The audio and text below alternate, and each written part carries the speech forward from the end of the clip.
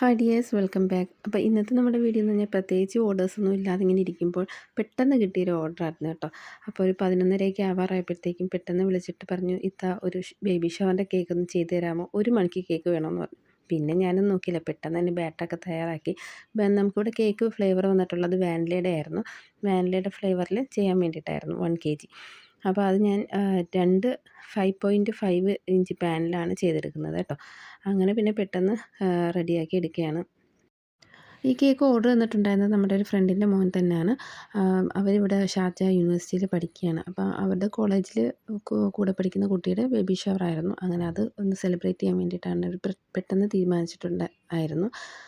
അങ്ങനെയാണ് നമുക്ക് കേക്കിൻ്റെ ഓർഡർ തരുന്നത് കേട്ടോ. അങ്ങനെ ഞാനിവിടെ ബാറ്ററൊക്കെ റെഡിയാക്കി ഓവനിലേക്ക് വെക്കുകയാണ്. 180 ഡിഗ്രിയിൽ പ്രീ ഹീറ്റ് ചെയ്ത 5 മിനിറ്റ് പ്രീ ഹീറ്റ് ചെയ്ത ഓവനിലേക്കാണ് വെച്ച് കൊടുക്കുന്നത്. ഒരു 30 മിനിറ്റാണ് ഞാനിവിടെ ബേക്ക് ചെയ്യാൻ എടുക്കുന്ന ടൈം കേട്ടോ.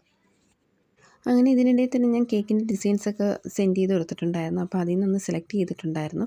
അപ്പം കേക്കിൻ്റെ ഡിസൈൻ നോക്കിയിട്ട് ഞാൻ അതിന് വേണ്ടിയിട്ടുള്ള സാധനങ്ങളൊക്കെ തപ്പിപ്പറക്കി എടുക്കുകയാണ്. എടുത്തപ്പോഴത്തേക്ക് അതിനകത്ത് പ്രിൻ്റൊക്കെ നോക്കിയെടുത്തപ്പം കുറച്ച് ബേബി ഷവറിൻ്റെ പ്രിൻ്റൊക്കെ കിട്ടി. ഇനി ഇതെല്ലാം കട്ട് ചെയ്തെടുക്കണം.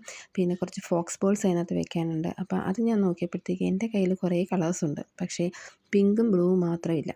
പിന്നെ ഒന്നും നോക്കിയില്ല, ഞാൻ വിചാരിച്ച് ഉള്ള കളേഴ്സ് വെച്ചിട്ടൊക്കെ അഡ്ജസ്റ്റ് ചെയ്യാം. പിങ്കും ബ്ലൂവും ഒക്കെ കളർ പെയിൻറ്റ് കൊടുത്ത് സെറ്റ് ചെയ്തെടുക്കാമെന്ന് വിചാരിച്ച് പെയിൻറ്റൊക്കെ പറക്കിയെടുത്തു.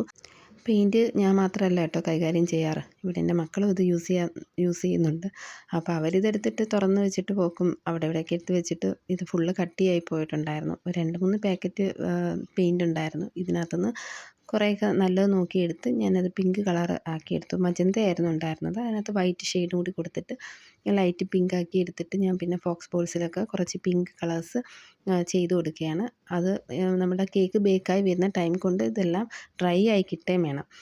പിന്നെ അതുപോലെ തന്നെ ബ്ലൂവും ചെയ്തെടുത്തു. അപ്പോൾ ആദ്യം ഞാൻ ബ്ലൂ നോക്കിയപ്പോഴത്തേക്കും ഫുള്ള് ഡ്രൈ ആയിപ്പോയി, അതിനകത്തൊന്നുമില്ല. അങ്ങനെ പെട്ടെന്ന് എനിക്കൊരു ബുദ്ധി വന്നു, ഗ്രീനും യെല്ലോയും കൂടി മിക്സ് ചെയ്ത് ബ്ലൂ ആക്കാമെന്ന് വിചാരിച്ചിട്ട് അങ്ങനെ ഞാനത് ചെയ്തെടുക്കാൻ വേണ്ടിയിട്ട് നോക്കി.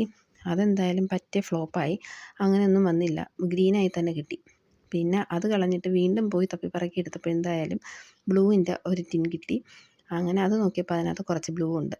അങ്ങനെ അതിനകത്ത് വീണ്ടും ബ്ലൂവും, അതൊരു നേവി ബ്ലൂ ആയിരുന്നു. അപ്പോൾ അതിനകത്തേക്ക് കുറച്ച് വൈറ്റും കൂടി ചേർത്തിട്ട് ലൈറ്റ് ബ്ലൂ ആക്കി എടുത്തിട്ട് അത് വെച്ചിട്ടാണ് ഫോക്സ് ബോൾസിൽ കളർ കൊടുത്തത് കേട്ടോ.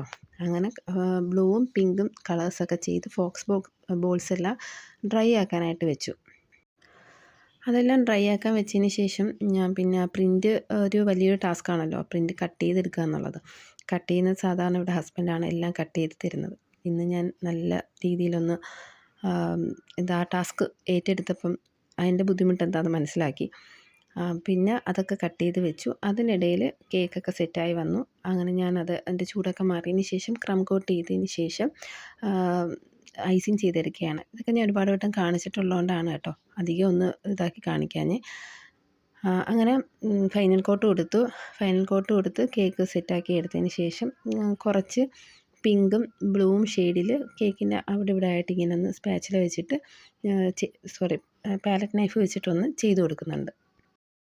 നമ്മുടെ ചാനലിലേക്ക് വീഡിയോസ് അപ്ലോഡ് ചെയ്തിട്ട് കുറച്ച് ദിവസമായി കേട്ടോ, 1 വീക്കിൽ കൂടുതലായെന്ന് തോന്നുന്നു. കാരണം നല്ല പനിയായിരുന്നു. പനിയൊക്കെ ആയിട്ട് ഇരുന്നതുകൊണ്ട് വീഡിയോസൊന്നും അപ്ലോഡ് ചെയ്യാൻ പറ്റിയില്ല. അപ്പോൾ ഈ വീഡിയോസൊക്കെ എടുത്തിട്ട് കുറേ ആയിട്ടുണ്ട്. ഒരുപാട് വീഡിയോസ് കിടപ്പുണ്ട്. പക്ഷേ അത് എഡിറ്റ് ചെയ്തിടാനുള്ള ടൈം കിട്ടിയില്ലായിരുന്നു കേട്ടോ.